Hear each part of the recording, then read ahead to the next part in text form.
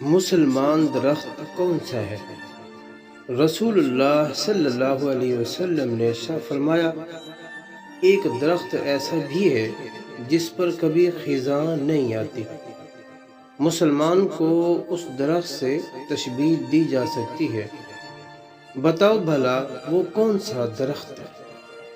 یہ سن کر صحابہ اکرام رضی اللہ تعالیٰ عنہ مجمعین کے خیالات جنگل کے مختلف درختوں کی طرف گئے۔ حضرت عبداللہ بن عمر رضی اللہ تعالی عنہ کہتے ہیں، میرے دل میں آیا کہ وہ کھجور کا درخت ہو سکتا ہے، مگر میں مجلس میں کم عمر ہونے کی وجہ سے کچھ کہتے ہوئے شرما گیا۔ پھر صحابہ کرام رضوان اللہ تعالی علیہ مجمعین نے عرض کیا، یا رسول اللہ صلی اللہ علیہ وسلم، آپ ہی بتا دیں وہ کون سا درخت ہے؟ آپ صلی اللہ علیہ وسلم نے ارشاد فرمایا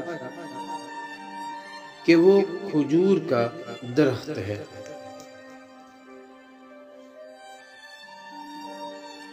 انسان خنزیر کیوں بنا؟